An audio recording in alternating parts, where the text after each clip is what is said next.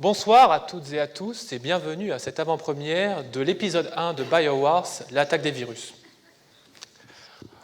Alors, au lieu de vous passer pendant 13 minutes des bandes annonces que vous avez tous déjà vues et revues au cinéma, j'ai plutôt profité de ces 13 minutes pour vous parler de ce qui m'a inspiré pour ce film, à savoir ma thèse qui porte sur l'invasion biologique de populations asexuées.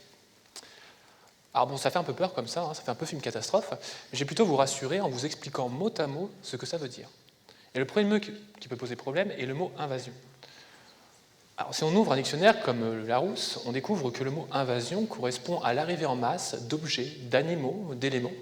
Et en fait, on en connaît pas mal dans la vie de tous les jours, et aussi dans les œuvres artistiques, que ce soit des livres, des séries, des films.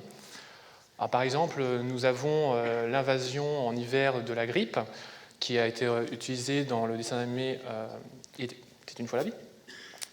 Nous avons aussi depuis quelques décennies l'invasion des crapauds buffles en Australie, qui a inspiré là encore un épisode du dessin animé Les Simpsons. Mais il y a aussi des invasions plus fictives qui sont propres aux séries et aux films, comme l'invasion des papillons monarques dans la série Under the Dome, ou des extraterrestres Race dans la série Stargate Atlantis, ou encore, pour les plus jeunes d'entre nous, dans le dessin animé Pokémon, des Crotamorphes dans une des îles récemment découvertes. Alors bon, ces invasions, je suis d'accord, ça ne nous touche pas particulièrement, mais nous aussi, pauvres êtres humains, nous connaissons des invasions. La première des invasions que nous connaissons est en fait les invasions dues à la guerre, comme l'invasion de la Gaule par les Romains, représentée dans Astérix et Obélix contre César. D'autres invasions dues aux éléments, comme le feu par les incendies ou l'eau lors de tsunamis, présents en 2012, nous la subissons. Mais après, ce que vous ne touchez pas particulièrement à Marseille, mais nous à Avignon, c'est l'invasion chaque été, chaque mois de juillet, lors du festival, l'invasion d'affiches, cette invasion massive d'informations médiatiques que nous subissons sans l'avoir rien demandé. Bon, si vous ne connaissez rien de ces invasions-là, je vous rassure, je vais vous donner le 9e exemple d'invasion que tout le monde connaît, ou a déjà connu une fois dans sa vie. C'est l'invasion de travail, de tâches, d'exercices, de devoirs, qui s'accumulent, comme cette pauvre montagne de livres que le pauvre Arthur doit lire dans le Disney Merlin Enchanteur.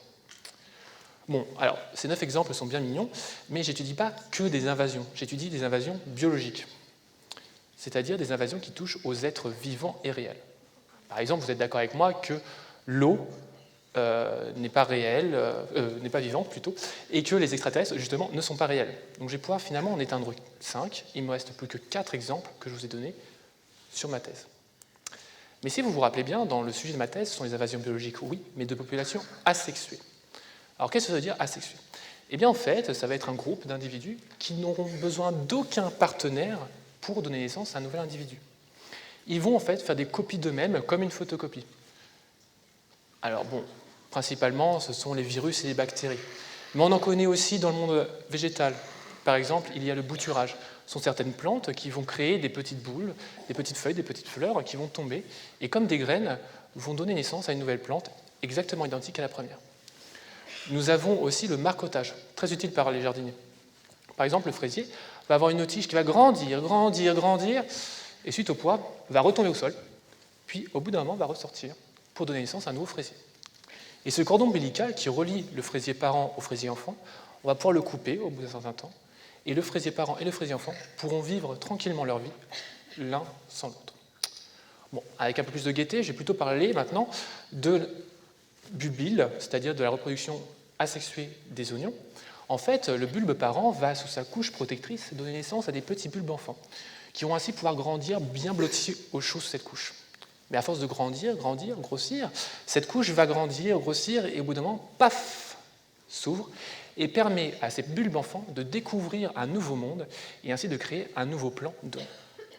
Alors, ceci, c'était du côté végétal. Mais il y en a aussi de côté animal. Ce sont principalement les insectes et les poissons. Mais je vais plutôt m'attarder sur 2 animaux particuliers qui se ressemblent beaucoup, à savoir l'abeille et le dragon Komodo. Alors, vous ne voyez pas apparemment le lien. Alors, je vais vous donner un indice. Ils pondent tous les 2 des œufs. Alors non, monsieur, ce n'est pas comme la poule. En fait, la différence avec la poule, c'est que tous les 2 vont pouvoir pondre un œuf, mais si cet œuf n'est pas fécondé par un individu mâle, eh bien, il aura une chance de donner naissance à un individu femelle, préservant ainsi l'espèce.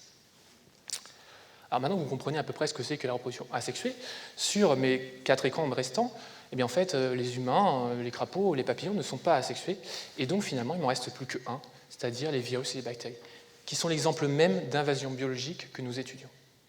Alors, pour être un peu plus précis, j'ai parlé d'une expérience menée actuellement sur un champ de laitue.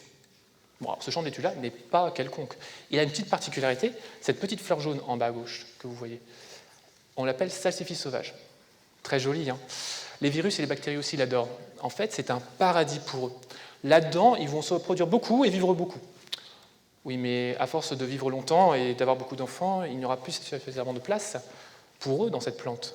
Et donc, grâce à certains vaisseaux que la nature va leur procurer, ils vont justement aller à la conquête de nouvelles plantes, à côté, c'est-à-dire ma laitue. Alors commence une guerre interplantaire entre, d'un côté, les virus à l'origine de ma fleur jaune et les cellules résistantes de ma laitue. Si mes virus sont suffisamment agressifs, on dirait qu'ils sont suffisamment virulents, mes cellules protectrices vont échouer, mourir, et ma laitue deviendra malade. Et nous ne pourrons pas la manger. Par contre, de l'autre côté, si mes cellules de ma laitue sont suffisamment résistantes, se battent suffisamment fortement contre les virus ne resteront pas là très longtemps, et finalement, pas de maladie. Et nous pourrons manger notre laitue. Bon, alors avec ce genre de questions-là, vous vous dites sûrement, ce gars-là, c'est un biologiste, il passe sa vie avec une blouse, microscope, boîte de pétri. Eh bien en fait, pas du tout. Je suis mathématicien. Ouais, je sais, ça surprend souvent. Parce que quel est le lien entre virus et mathématiques? Eh bien en fait, chaque virus, chaque être vivant va pouvoir être caractérisé par ce qu'on appelle les traits biologiques. Par exemple, nous, pauvres êtres humains, nous allons être caractérisés par notre taille et notre poids. Eh bien les virus, on va pouvoir aussi les caractériser par d'autres traits, bien évidemment différents. On va par exemple mesurer leur longueur ou l'épaisseur de leur peau, qu'on appelle parois. Et vu qu'on va pouvoir mesurer tous ces traits, eh bien on va pouvoir les placer sur un repère mathématique. Donc un virus va avoir une certaine longueur, une certaine épaisseur de peau, épaisseur de paroi. Et donc on va pouvoir l'épingler sur mon repère. Bon alors, vous êtes d'accord avec moi que dans une espèce, les individus ne sont pas tous pareils. Ils ont une longueur différente, une peau plus ou moins épaisse. Eh bien, en fait, on va supposer un peu plus fort, c'est qu'il en existe un qui sera le meilleur dans ma fleur jaune, par exemple. Ces paramètres lui permettront de vivre le plus longtemps et d'avoir le plus d'enfants. On va l'appeler le Dark Vador jaune entre nous. Et ce Dark Vador jaune, en fait, va me permettre de savoir si mes virus sont plus ou moins agressifs dans ma fleur jaune, seront plus ou moins adaptés. Ici, vous voyez que mon virus bleu est dans un cercle assez rapproché du Dark Vador. En fait, il sera assez bien adapté. Il aura un assez grand nombre d'enfants et il vivra assez longtemps. Par contre, le virus rouge, qui se trouve ici très loin du Dark Vador jaune, eh bien, il va être mal adapté. Il va avoir pas beaucoup d'enfants et ne vivra pas longtemps. C'est ce qu'on appelle en fait la sélection naturelle. Alors rappelez-vous, tout à l'heure, je vous ai parlé de la reproduction asexuée, qui se comporte un peu comme une photocopie. Prenons l'exemple de ce virus bleu. Eh bien, il va donner naissance à 2 individus, par exemple, en faisant des photocopies de lui-même. Et vous savez très bien que quand vous faites une impression, il y a toujours des différences entre l'original et la copie. Eh bien, la reproduction asexuée, c'est la même chose. C'est ce qu'on appelle des mutations. Par exemple, ici, mon virus bleu aura donné naissance à 2 enfants qui auront à peu près la même longueur, à peu près la même épaisseur de peau, mais pas tout à fait les mêmes. Donc vous comprenez très bien qu'avec sélection et mutation, au bout d'un moment, il ne restera plus que des virus qui seront dans un cercle rapproché de mon Dark Vador jaune. Alors ça, c'est l'histoire qui se passe que dans ma fleur jaune. Mais que se passe-t-il quand ils vont vouloir aller de l'autre côté du champ, c'est-à-dire dans ma laitue? Parce qu'en effet, ma laitue est complètement différente de ma fleur jaune. Et à cause de cela, mon Dark Vador jaune ne sera plus le meilleur pour vivre dans cette laitue.